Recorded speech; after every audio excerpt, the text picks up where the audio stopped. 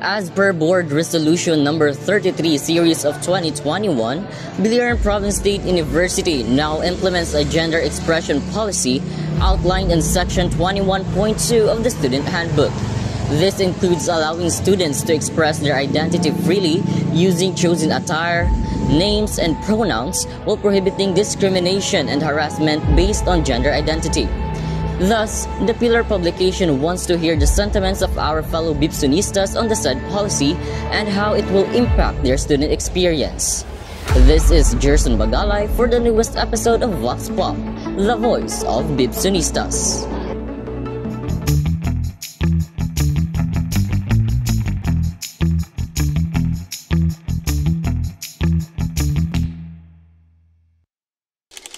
So, may I know your name, program, and how do you identify yourself? So my name is Alistair Pacheco from the Bachelor of Arts in Communication, second year, Section B. And my preferred pronouns are he, him, but I identify myself as a bisexual. I am Glenn Timothy Estropal from Bachelor of Physical Education, second year, and I identify myself as bi. My name is Lamel Van Antonio, the School of Nursing and Health Sciences, and my gender identity is bisexual. So I am RJ D. Nartea, fourth year, struggling fourth year CE student and I am a transgender. I am Hazel May Bacalla and I am from the School of Management and Entrepreneurship. I am a feminist actually, but I also promote equality, also for LGBT, because I am somehow a bi. Hello, my name is James Marvin Campo from BS Computer Science, and I am proudly myself transgender. I'm Jarlek Tagalia, and I'm from Bachelor of Arts Communication 1A, and I identify myself as pansexual. My name is Kevin Matalcero, and I am from Bachelor's of Science Hospitality Management. I identify myself as a trans. So, as a member of the LGBTQIA+ community, what do you think about BIPSU's newly implemented gender expression policy? I think the newly gender expression policy that has been implemented, I think a week ago, it is a very good, or it is a very nice step forward for this university, especially as we are living in a conservative province. I think there should be a step forward for us to become progressive, especially on how we identify gender expression, gender identity, and sexual orientation and such. And I think this policy creates or helps us to create this kind of mold in becoming this university as progressive as ever.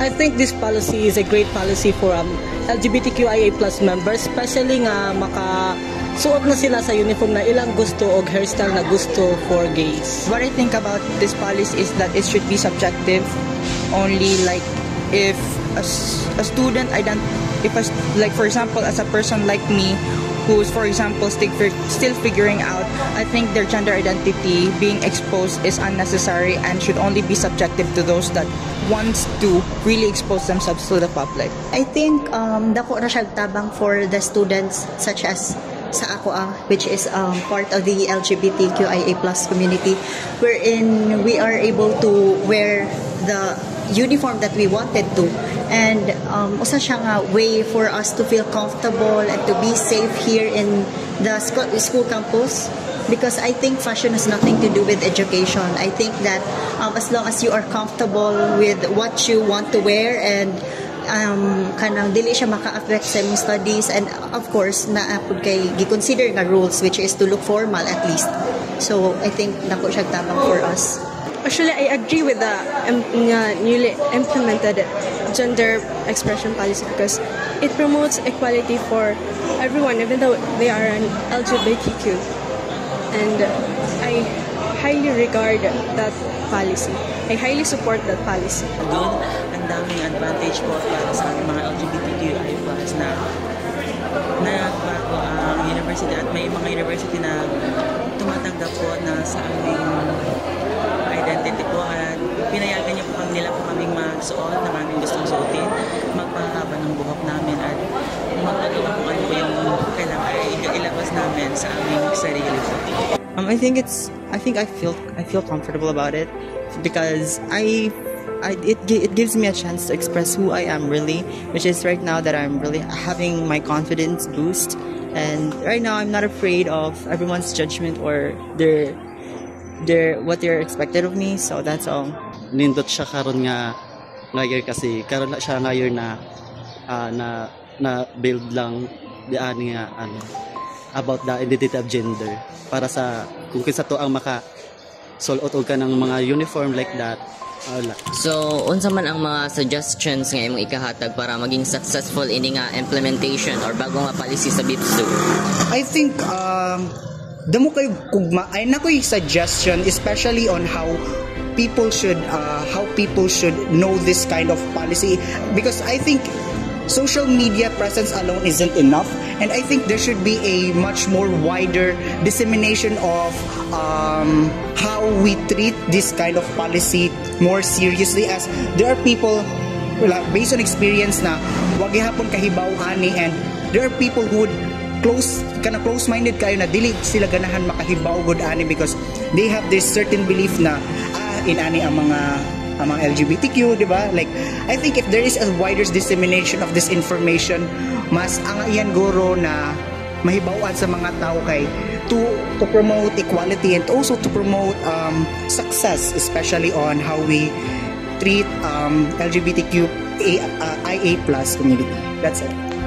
I think one of my suggestions is educate ang not only students but also teachers, kay namang gud tay mga teachers nga homophobic nga dili accept ang LGBTQIA+ community, and i-educate ni sila para tanggapon ang LGBTQ community as one. My suggestion for that is it should not be a policy. Instead, it should be an encouragement to the LGBTQ community. Instead of being a policy, it should be only for suggestion, meaning a student can choose whether to expose themselves, participate in such programs or events that BIPSU would do. Siguro awareness lang sa mga students to at least to have that acceptance sa kung unsa man ang ganahan nga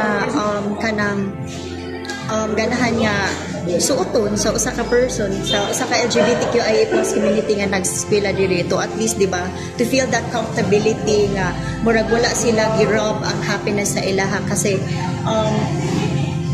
as I've said, fashion has nothing to do with education. As long as you are comfortable, you are following the protocols. Other than that, so mo ako siya tabang.